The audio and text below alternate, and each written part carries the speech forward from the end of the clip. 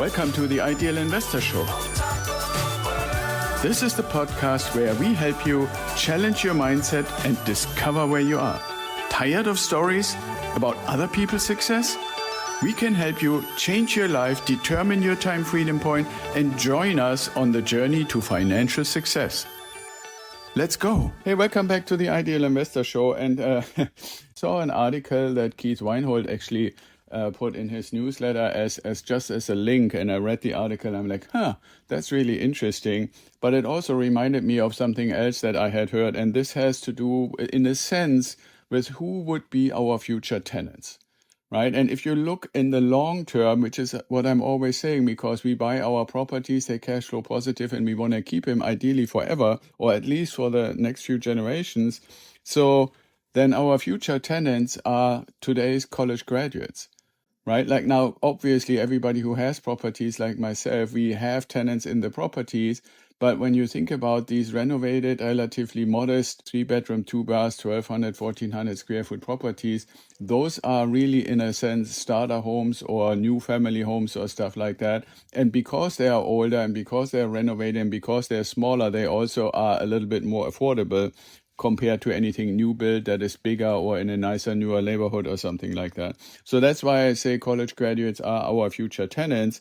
And what I saw in the article, which I thought was really amazing, is that they were basically describing how hard it is in the last 2 years for college graduates who have like a bachelor's degree or a master's degree to find jobs. And obviously this is not true for every degree that somebody finishes with, but there are more and more degrees that people finish, and they obviously worked hard and they put on a bunch of student loans and stuff like that, and they have the expectation to find a reasonable job, and it's really hard. And one thing that I wanted to bring to your attention, why I believe this is the case, has two aspects. Number one is that when you look at which companies are letting go of people and which companies or organizations or fields are actually adding new people, one thing that I've been observing for quite some time is that, in my opinion, we are losing jobs, relatively high-paying jobs in certain industries, like especially in the tech industry and some of the manufacturing industry.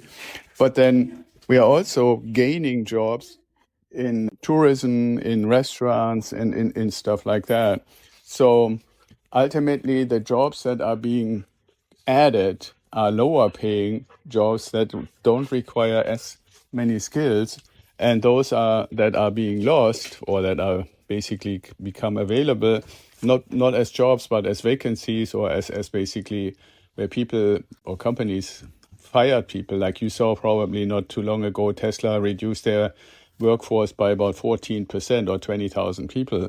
So those are relatively high-paying jobs, and they get replaced by lower-paying jobs that don't really require a college degree. So that's one of the reasons why those guys have a hard time. The other reason is, in my observation, is that companies find, and that is really an issue that is more a societal issue, that not necessarily directly related to investing, but sometimes I like to a little excursion in that direction for you as the listener and the audience, is what are the impacts of our actions and the economic developments on society. And one of them is obviously when you look at what are the colleges actually doing in the time when the kids are there basically going after their degrees.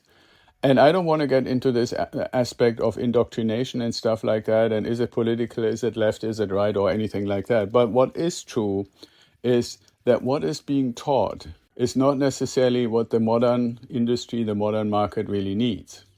And I can say this for myself because I have all the way up to a PhD, and only my doctorate, I would say, is really something that I can use on a regular basis. The other degrees, the bachelor's and master's degrees, are very theoretical, and it's virtually impossible to say I really use a lot of the stuff that I took classes for in daily life, even in my consulting work or advisory work or anything like that.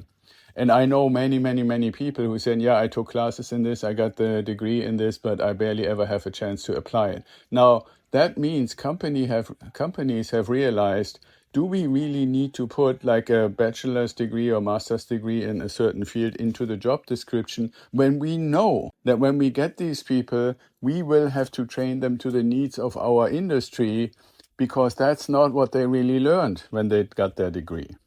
So what used to require a master's degree level, because companies used to argue that they wanted to see that somebody could actually complete some sort of a thesis or a study, they have found that that is really not very much used or needed to do a good job in a management role or in some kind of like organizational role or in some sort of a software driven that you want to do or any of those kind of things.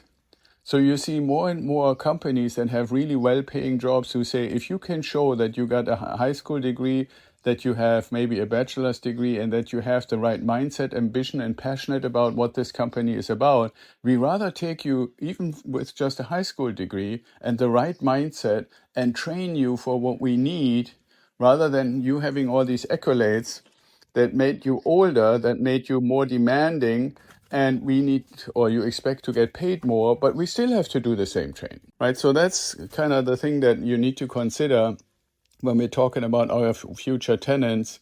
The degrees that they may get might not really help them to find a job, which means they might get later and later in life to be able to become our tenants. That's kind of like from the investing perspective, what we need to adjust to. And it already happened last generation, if you want to, with the millennials. They got way later into any kind of renting a house or owning a house.